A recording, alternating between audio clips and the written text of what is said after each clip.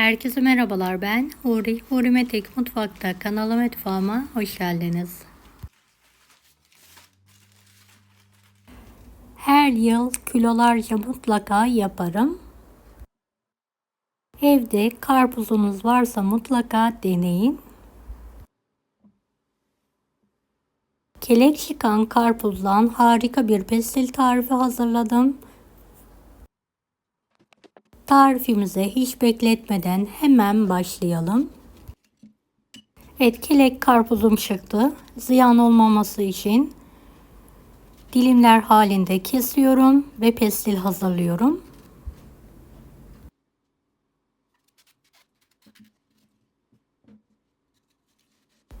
Şöyle küçük küçük dilimlere ayırarak bir süzgecin üzerine alalım. Kabuklarını da atmayalım. Reçel yapıyorum.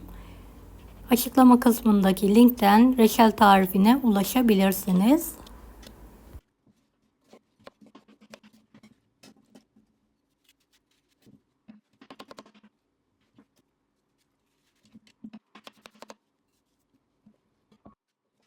Evet, elimle güzel bir şekilde ezerek karpuzun suyunu çıkartıyorum. Ezmek zor gelirse bir rende yardımıyla da rendeleyebilirsiniz.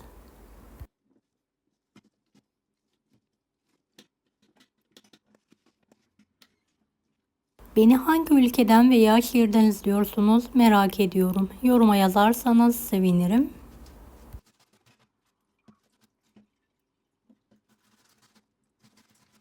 Evet, rendelemek çok daha kolay oldu. Gördüğünüz gibi bayağı bir su çıktı. Kenar kısımlarından çekirdeklerini ayırarak rendelediğim kısımları da içine atıyorum. Evet, tek tek çekirdeklerini ayıkladım ve tencerenin içine karpuzun posasını alıyorum.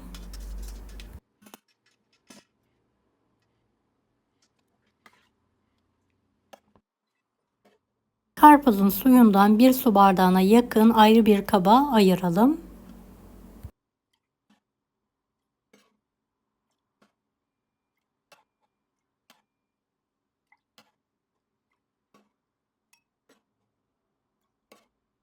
Karpuzum çok şekersiz olduğu için bir su bardağı toz şeker ekliyorum. Şekerli ise eklemeyebilirsiniz. Ocağın üzerine alalım ve bir taşım kaynatalım.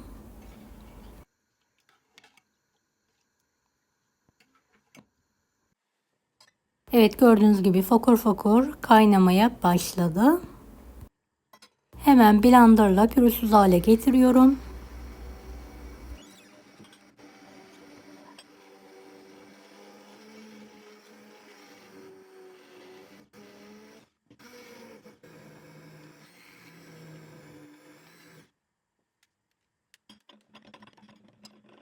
Üzerindeki oluşan köpüğü de toplayarak atalım. Kenara ayırdığımız karpuz suyunun üzerine 1 yemek kaşığı dolusu un, 2,5 yemek kaşığı dolusu nişasta ekleyelim ve pürüzsüz hale gelene kadar karıştıralım.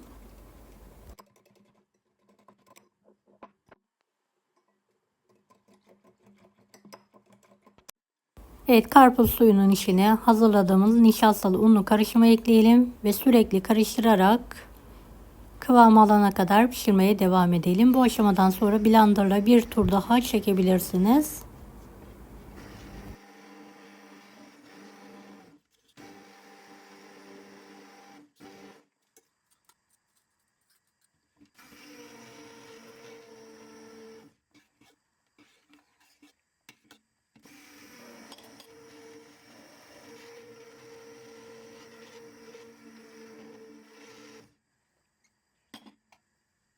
Evet, en son tekrardan üzerindeki oluşan köpüğü toplayarak atıyorum.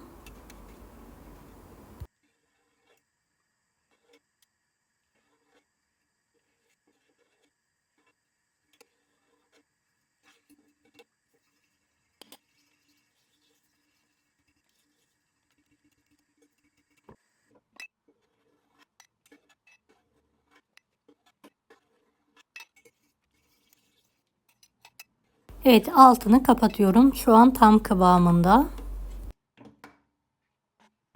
Fırın tepsisinin üzerine fırın kağıdı serdim ve cezve yardımıyla Dökerek tepsiye şöyle ne ince ne kalın tabak olacak şekilde dökerek yayıyorum.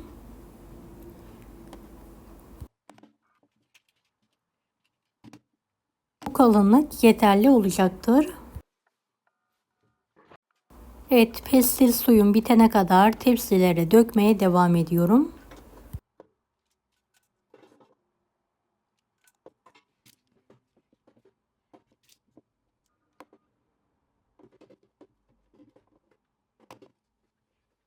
Son tepsimi de döktükten sonra güneş alan bir yerde açık havada kurutmaya bırakıyorum. Evet, havalar güneşli ise 3-4 günde kuruyor. Evet, kuruyan pestilimi kağıttan çıkartıyorum.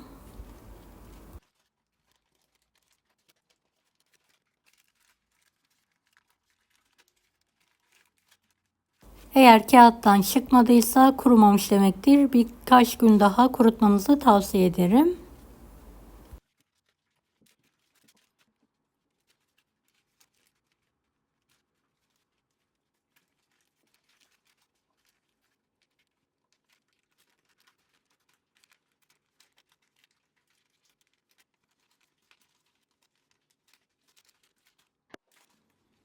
Dilerseniz şöyle küçük parçalar keserek de pestili çıkartabilirsiniz. Rulo şekilde sararak servise hazırlıyorum.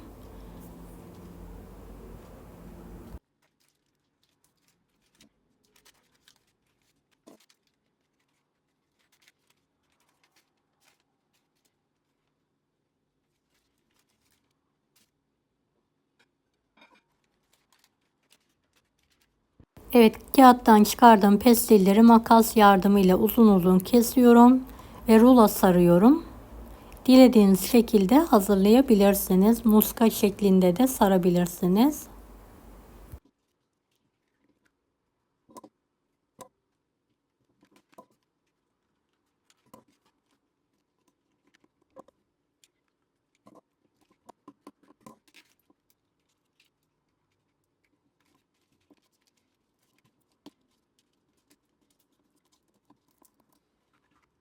Evet, kalanları da hızlı bir şekilde sarıyorum. Bir kısmını da katlayarak muhafaza ediyorum.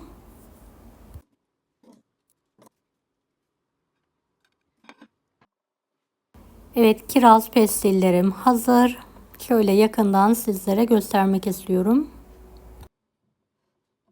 Deneyecek olan herkese şimdiden kolaylıklar dilerim. Kanalıma ücretsiz abone olmayı unutmayın. Bir dahaki videolarda görüşmek üzere. Allah'a emanet olun. Hoşça kalın. Daha farklı tarifler için bunları da izlemeyi unutmayınız. Kolay gelsin herkese.